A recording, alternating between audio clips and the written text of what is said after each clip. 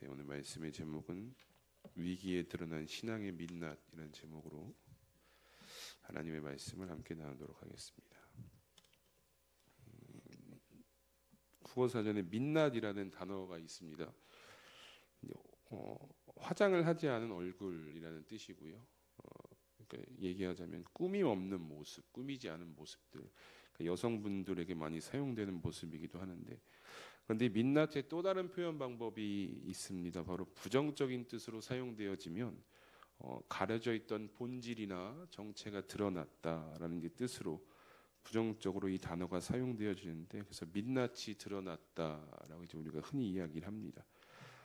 일반적인 상황에서는 민낯이 드러나는 경우가 거의 없습니다. 그러나 사람이 위기의 상황이 되면, 코너에 몰리게 되면 그 숨겨져 있던 본질이나 정체, 민낯이 훤히 드러나게 된다라는 것을 우리가 삶의 경험을 통해서 고백할 수 있게 되는데, 오늘 사울의 모습이 여러분 그렇습니다.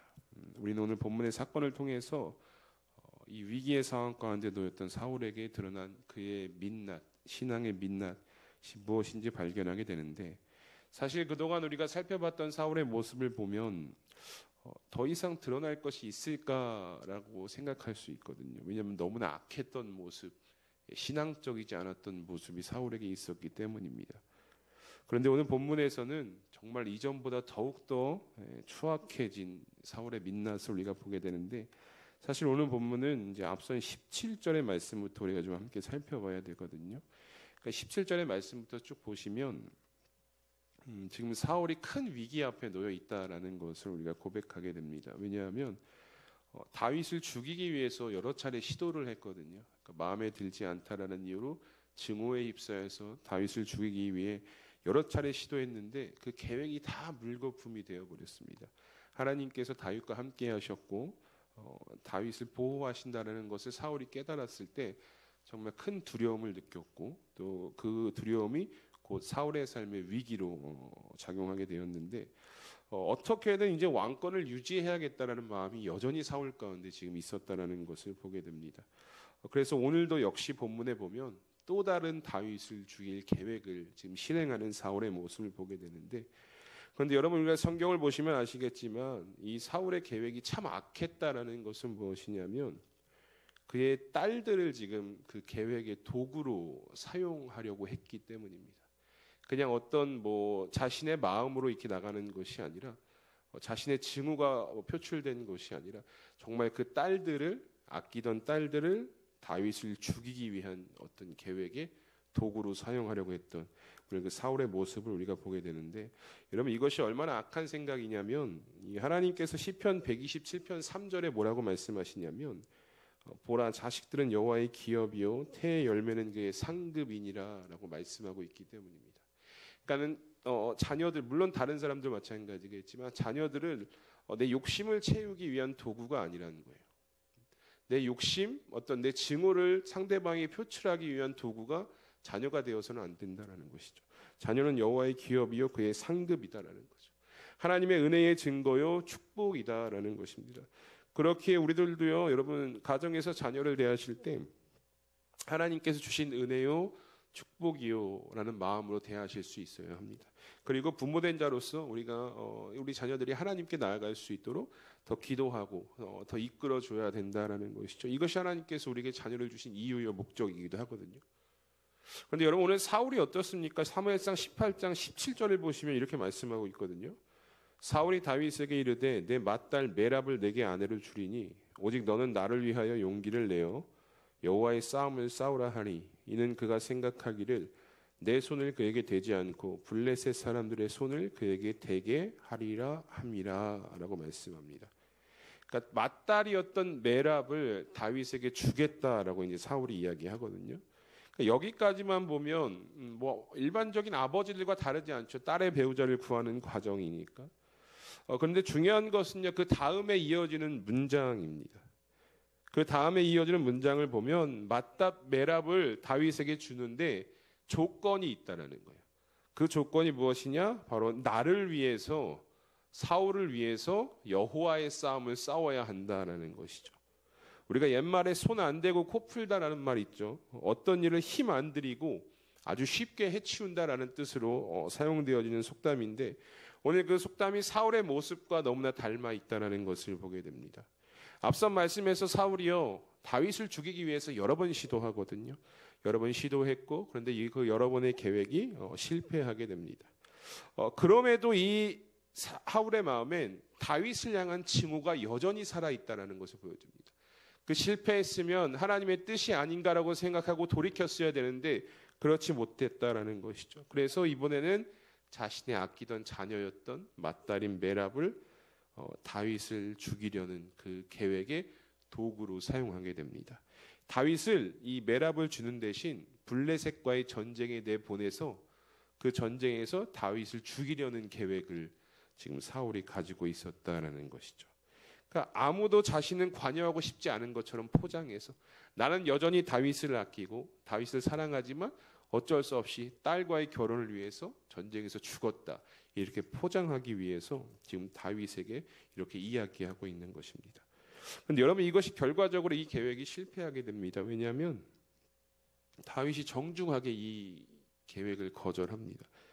자신의 가치가 이 왕실과 결혼할 만큼 뛰어나지 않다라는 것이 다윗의 고백이었거든요. 그러니까 겸손하게 나는 왕실과 결혼할 자격이 없습니다라고 해서 첫 번째 사울의 계획에 다윗이 거절하고 이 계획이 실패로 돌아가는 것을 보게 됩니다. 그런데요 사울의 악함이 여기서 그치지 않습니다. 이어지는 20절과 21절의 말씀을 보면 첫 번째 계획이 실패했거든요. 맏딸 메랍을 주는 계획이 실패했음에도 또 다른 딸이었던 미가를 이용하려고 했던 사울의 악함을 보게 됩니다.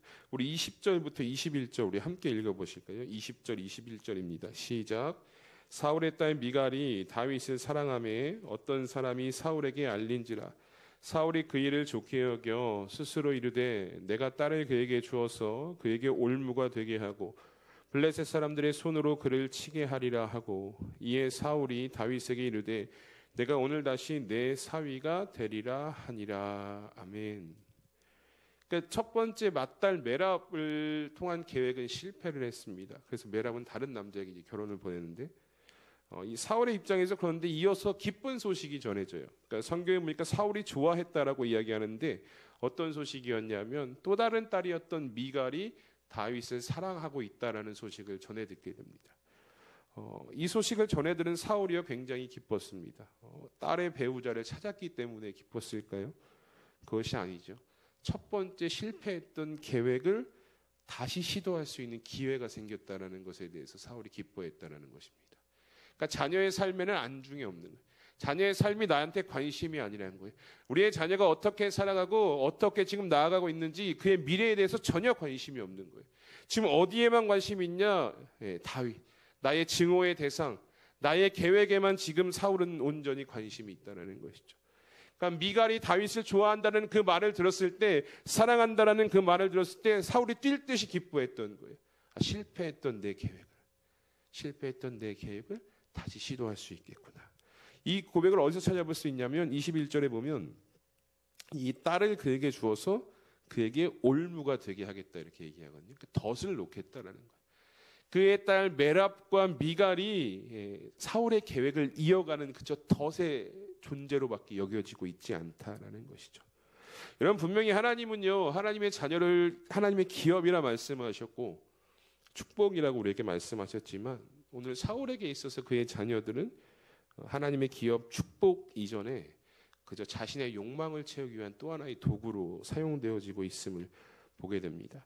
그런데 여러분 이런 방식들 오늘 사울이 보여주었던 사람을 도구로 이용하려고 자신의 욕심을 채우기 위한 도구로 사용하는 이 방식이요 인간의 악한 본성 중에 하나거든요. 그래서 우리가 예전에 막 사람을 노예로 삼고 어떤 도구로밖에 취급하지 않은 모습들 그리고 오늘날 세상에서도 여전히 보여지고 있는 비정한 방법 중에 하나가 바로 이런 모습들입니다. 제가 예전에 출입국관리사무소에서 근무를 했던 적이 있었는데 정말 많은 수많은 외국인 노동자를 만났습니다. 그러니까 불법 체류한 자를 항상 만나게 되는 거예요. 하루에 60명, 70명씩 이렇게 만나게 되는데 이 사람들 이유를 들어보면 거의 대부분이 임금을 받지 못했어요. 그러니까 월급을 받지 못해서 얼굴을 받기 위해 기다리다가 체류 기간이 지나서 그래서 잡혀온 경우가 대부분이었거든요. 이들을 고용했던 뭐 대부분 다 그렇지는 않겠지만 대부분의 이제 사장님들이 이 외국인을 고용해 놓고 외국인을 고용할 때 이제 이 사람이 언제까지 체류 기간이 있는지 그들은 이제 확인을 하거든요. 그래서 이제 확인하고 체류 기간이 끝나기 몇 개월 전부터 임금을 주지 않는 것입니다. 주지 않고 다음 달에 주겠다, 다음 달에 주겠다 이렇게 해서 그 기간이 지나면 체류 기간이 지나면 이제 직접 본인이 신고를 해서 잡아가라고 이렇게 이야기했던 게 지금은 모르겠지만 제가 20년 전에 근무했을 때는 이제 그런 일이 수도 없이 발생했는데 어떤 이제 하나님과께서 주신 어떤 사람의 관계에서 이렇게 관계를 이뤄나가는 것이 아니라 그냥 도구로만 봤던 거예요. 나에게 돈을 벌어다 줄 도구, 내 욕심을 채워다 줄 도구로 이렇게 사람을 보았다라는 것이죠. 오늘 사울의 모습이 여러분 이 모습과 참 많이 닮아 있다는 것을 보게 됩니다. 그런데 더 심각하게 느껴지는 것은 사울은 그의 자녀를 지금 그렇게 이용하려고 했다라는 거예요. 그의 자녀를. 얼마나 지금 악해져 있는지, 하나님의 영이 떠난 자가 얼마나 악해질 수 있는지를 우리가 보게 되는데, 우리 사랑하는 성도 여러분, 예수님께서 우리에게 분명히 말씀하셨거든요. 이웃을 사랑하라. 근데 여기서 이웃은요, 나와 가장 가까운 존재부터 시작되는 거예요. 나랑 가장. 그러니까 우리의 자녀들도 여기에 포함이 되는 대상들이다라는 거죠. 그러니까 자녀들부터 시작해 우리의 이웃들을 대하는 자세가 얼마나 중요한지, 신앙인으로서 이것이 얼마나 귀하고 값진 것인지 예수님께서 계속해서 강조하시고 말씀하셨다는 거죠. 물론 그리스도인으로 살아가는 우리의 모습에 오늘 사울과 같은 모습이 있을 거라고 생각하지는 않습니다. 사람을 나의 욕심을 채우기 위한 도구 그렇게 사용하지는 않을 것이라고 생각합니다. 그런데 은연중에 우리의 모습 가운데 그런 모습이 나타날 때가 있어요. 왜냐하면 이게 인간의 본성이거든요. 사람을 도구로 사용하고 나의 욕심을 채우기 위한 어떤 장치로 사용하는 것이 인간의 악한 본성이기 때문에 은연중에 나도 모르게 예수님께서 천하보다 귀하다라고 말씀하셨던 그 한 사람을 그냥 욕심의 도구로 사용하려고 했고 또 그렇게 생각했던 우리의 연약함들이 있을 수 있다라는 것입니다. 여러분 오늘 사울의 모습 속에서요 우리는 우리의 삶을 돌아보실 수 있어야 합니다. 지극히 작은 자에게 한 것이 곧 나에게 한 것이라고 예수님께서 말씀하셨거든요. 지극히 작은 자. 우리 이 말씀을 좀 기억하시는 여러분들이 되셨으면 좋겠습니다. 한 영혼 한 영혼을요 여러분 예수님 대하듯이 대하셨으면 좋겠어요. 내 욕심을 채우기 위한 여기는 자녀도 포함됩니다. 나의 남편도 나의 아내도 포함되는 거예요. 내 이웃도 다 포함되는 것입니다. 어떤 나의 욕심을 채우기 위해서 내가 이루지 못했던 것들을 이루기 위한 도구가 아니라 정말 지극히 작은 자에게 행했던 예수님의 마음으로 한 영혼 한 영혼 내 옆에 있는 성도도 그렇게 대하실 수 있는 우리 수암교회 성도님들이 되셨으면 좋겠습니다. 이렇게 미갈의 마음을 이용해서요 다윗을 죽이려고 두 번째 계획을 합니다. 그런데 이게 마찬가지로 첫 딸 메랍의 계획 때처럼 실패합니다. 왜냐하면 다윗이 또 거절하거든요. 똑같은 이유로 거절을 하는 거예요. 그런데 이번에는 사울도 포기하지 않습니다. 그래서 어떤 방법을 동원하냐? 신하들을 통해서 다윗을 설득해라라고 이제 이야기하죠. 오늘 본문 25절에 이렇게 말씀합니다. 25절 함께 읽어보도록 하겠습니다. 시작. 사울이 이르되 너희는 다윗에게 이같이 말하기를 왕이 아무것도 원하지 아니하고 다만 왕의 원수의 보복으로 블레셋 사람들의 포피 100개를 원하신다 하라 하였으니 이는 사울의 생각에 다윗을 블레셋 사람들의 손에 죽게 하리라 함이라. 아멘. 여러분 이 고대 근동에는요 신부값이라는 어떤 제도가 하나 있었는데 이게 창세기 34장 12절을 보면 이렇게 말씀하고 있습니다. 이 소녀만 내게 주어 아내가 되게 하라. 아무리 큰 혼수와 예물을 청할지라도 너희가 내게 말한 대로 주리라 라고 말씀합니다. 이게 하몰의 아들 세겜이 야곱의 딸 디나를 마음에 품고 이제 그 딸을 달라고 이제 고백하는 장면인데요. 이 당시는 이제 신부를 데리고 올 때 지불해야 할 값이 있었다. 오늘날도 뭐 비슷한 게 있겠지만 그 값이 있었다라는 것을 이제 성경에 분명히 말씀하는 것을 보게 됩니다. 그런데 오늘 이 사울은요, 다윗이 지금 사울이 자신의 딸을 다윗에게 주겠다라고 할 때 다윗이 2번 거절했거든요. 그러니까 어떻게 그것을 해석했냐면 신부값으로 해석을 한 거예요. 뭔가 부담을 느끼고 있구나. 신부값으로 해석을 해서 다윗에게 25절에 이렇게 얘기하는 거예요. 아무것도 내가 원하는 것이 없다는 거예요. 그냥 와. 근데 한 가지 조건이 있어요. 그것이 바로 무엇이냐면 블레셋 사람들의 포피 100개만 나에게 가져오면 된다. 어떤 혼수 예물이 아니라 그것만 가지고 오면 돼 라고 이야기하는 것이죠. 이 고대 사회에서 전쟁의 전과를 증명할 때 보통 이제 머리나 손가락을 잘라서 이제 전쟁의 전과를 증명하거든요. 그래서 우리가 앞선 17장의 말씀을 보면 다윗이 골리앗과의 싸움을 할 때 어떻게 합니까? 물매로 마치고 나서 가서 목을 자르거든요. 머리를 자르고 와서 이제 가지고 와서 전쟁의 전과를 증명하는데, 이 고대 전쟁에서 이제 머리나 손가락을 이렇게 잘라서 전쟁의 전과를 증명하기도 했습니다. 그런데 오늘 사울은요, 그렇게 고대 전쟁의 어떤 모습이 아니라 무엇을 요구했나 봤더니 블레셋 군대의 포피를 가져오라라고 요구하는 것을 보게 됩니다. 여기서 이제 포피가 언급된 것이 매우 중요한데, 그 이유가 무엇이냐면 사울이 지금 다윗에게 이렇게 이야기하고 있는 거예요. 블레셋 군대는 할례받지 않은 하나님의 대적이다라고 이야기하고 있고요. 그래서 너가 나가서 블레셋과의 전쟁에 참여하는 것은 하나님의 거룩한 전쟁이다라는 조건을 지금 내걸고 있는 것이죠. 그러니까 다윗이 계속해서 거절하니까 머리를 굴린 거예요. 머리를 굴려서 더 이상 다윗이 거절하지 못하도록 이것은 하나님의 대적을 상대하는 전쟁이야. 하나님의 여호와의 거룩한 전쟁이야. 그러니까 너가 나가서 싸워야 돼. 지금 이렇게 얘기하고 있는 것입니다. 결과적으로 다윗도 이것을 알았거든요. 그래서 거절하지 못합니다. 그래서 결국은 전쟁에 나가죠. 마치 사울의 계략, 그 계획이 성공한 듯 보이지만, 그런데 결과적으로 하나님께서 다윗을 도와주셔서 블레셋 군대의 포피 100개가 아니라 200개를 가져오게끔 승리를 허락하십니다. 그리고 미갈과 결혼하게 하시고 사울의 계획이 물거품이 되었다라는 것을 우리가 오늘 본문 말씀을 통해서 고백하게 됩니다. 그래서 그 결과 오늘 본문의 말씀처럼 이제 사울이 다윗을 더욱 두려워했다는 것이죠. 더욱이 두 번이나 반복되었다는 것은 그가 얼마나 그에게 두려움을 느꼈는지 우리가 성경을 통해서 고백할 수 있게 되는데, 오늘 본문의 말씀을 통해서요, 우리는 오늘 사울이 자신의 딸들을 도구로 사용하려는 악한 그의 민낯을 보게 되거든요. 인간적으로 굉장히 연약했던 거예요. 이 인간의 본성이 드러난 아주 악한 모습이었는데, 그런데 여기에는요 더 추한 신앙의 민낯이 여실히 드러나게 되었다는 것을 우리가 확인하게 되는데, 이 사울이 다윗에게 두 딸을 결혼시키기 위해서 언급했던 말씀들을 보면 이렇게 고백합니다. 17절을 보시면요, 오직 너는 나를 위하여 용기를 내어 여호와의 싸움을 싸우라, 이렇게 이야기하고 있고요. 25절에서는 블레셋 사람들의 포피 100개를 원하신다라고 이야기합니다. 그러니까 하나님의 거룩한 전쟁이다라는 것을 강조하고 있는데, 이게 다윗을 죽이기 위한 계략, 그 계획, 이것을 성공시키기 위해서 사울이 이용한 것이 무엇이었냐면, 여러분, 하나님의 이름을 지금 이용한 거예요. 하나님의 이름을 가져다 써서 다윗이 거절하지 못하게끔 17절에도 나를 위해 용기를 내서 여호와의 싸움을 싸우고 블레셋 군대의 포피 100개를 가져와라 라고 하나님의 이름을 막 끌어다 쓰면서 자신의 어떤 욕망을 채우기 위해 자신의 딸들만이 아니라 하나님도 똑같은 도구로 지금 이 사울이 사용하고 있었다는 것이죠. 하나님의 이름을 망령되이 사용하고 있었다는 것입니다. 이게 인간적으로 민낯이 드러난, 자신의 딸을 도구로 이용하려고 했던 그 인간의 민낯이 여실히 드러난 사건임에 동시에 이 하나님의 이름조차, 하나님조차 도구로 이용하려고 했던 신앙의 여실한 민낯이 오늘 드러나게 되었다는 것입니다. 우리 사랑하는 수함교회 성도 여러분, 오늘 인생의 위기 앞에서요, 이 사울이 보여준 신앙의 민낯이 여러분들에게는 어떻게 느껴지십니까?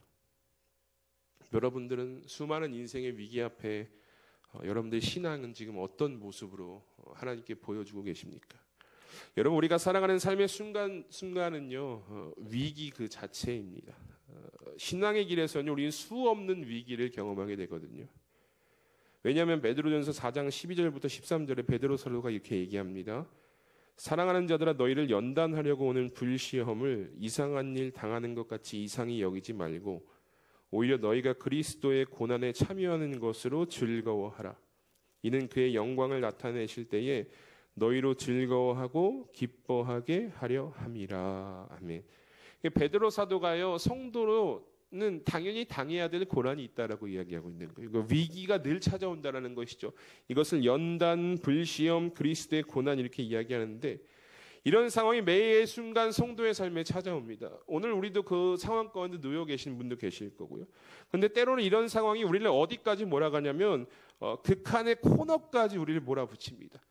가장 위기의 순간까지 우리의 삶을 몰아붙인다라는 것이죠.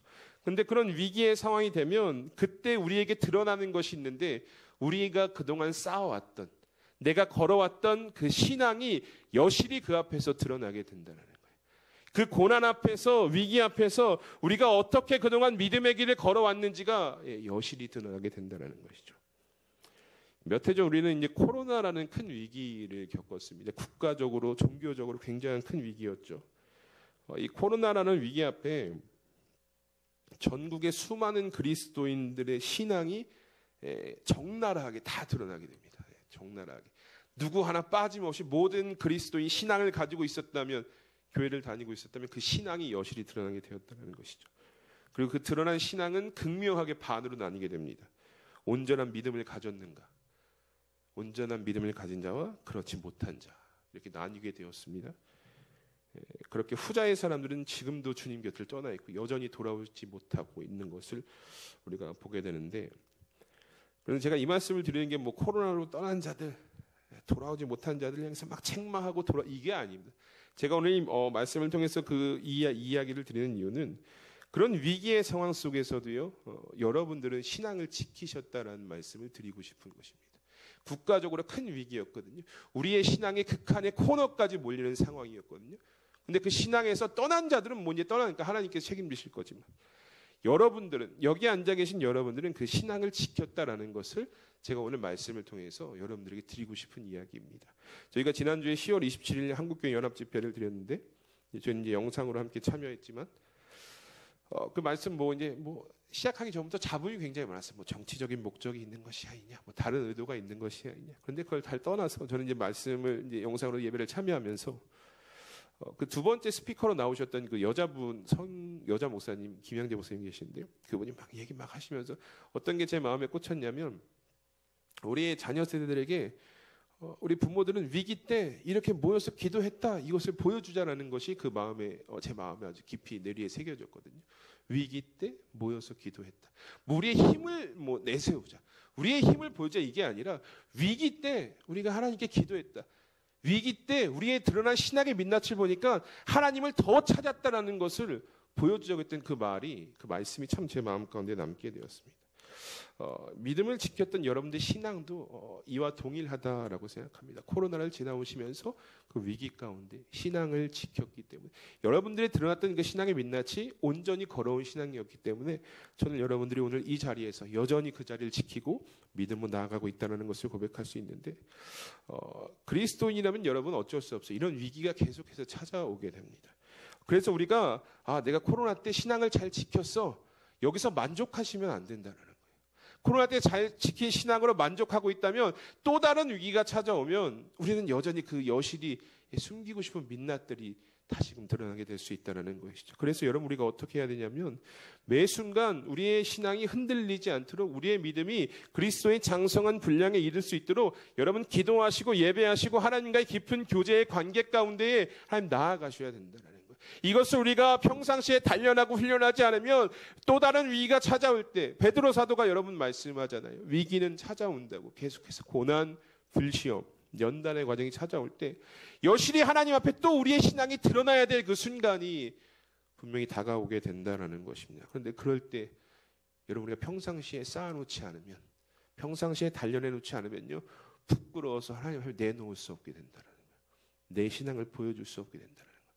내가 코로나 때 신앙을 지켰어, 이제 이건 과거잖아요. 이제 과거니까 지킨 것을 가지고 만족하시면 안 되고, 그 지킨 신앙을 어떻게 더 발전시키고 그리스도의 장성한 분량에 이르게 할 것인지, 이것을 놓고 고민하고 여러분 열심을 내셔야 한다라는 것입니다. 왜냐하면 위기는 계속해서 찾아오거든요.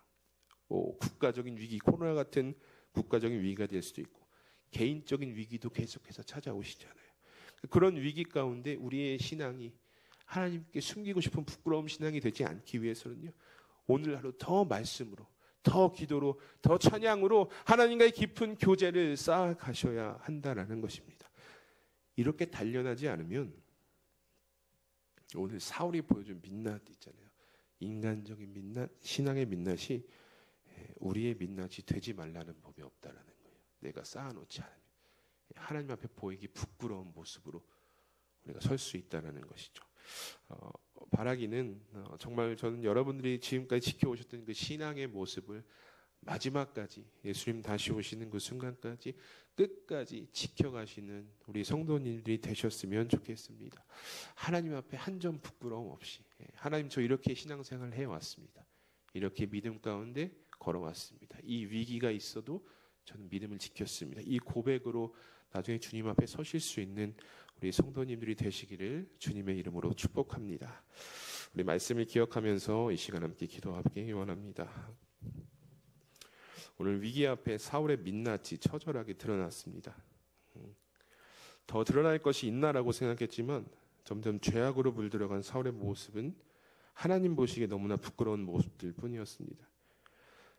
오늘 우리 신앙의 모습이 사울과 같은 모습이 되지 않았으면 좋겠습니다. 하나님께서 보실까 봐 전전긍긍하며 꽁꽁 숨기는 부끄러운 신앙의 모습이 아니라 하나님께서 언제든지 감찰하셔도 당당하고 떳떳한 신앙의 모습으로 살아가는 여러분들의 신앙이 되셨으면 좋겠습니다. 그러기 위해선 기도하셔야 되고 하나님께 나아가셔야 되고 온전한 교제 가운데 거하실 수 있어야 합니다. 우리가 이 시간 기도할 것은 하나님, 우리의 믿음이, 우리의 신앙이 하나님 앞에 떳떳하고 당당한 믿음으로 세워지길 소망합니다. 우리의 믿음 가운데 은혜 주셔서 우리가 주님 주신 은혜로 우리의 믿음이 흔들리지 않고 더 간절히 주님을 붙잡고 간절히 주님을 찾고 위기 가운데 더 단단히 세워져 갈 수 있는 믿음을 허락하여 주시옵소서라고 우리 이 시간 합심하여 함께 기도하며 나가겠습니다. 다 함께 기도합니다. 하나님 감사합니다. 오늘 사울의 모습 가운데 얼마나 인간이 약해질 수 있는지, 얼마나 인간이 신앙적으로 타락해 갈 수 있는지를 우리가 말씀을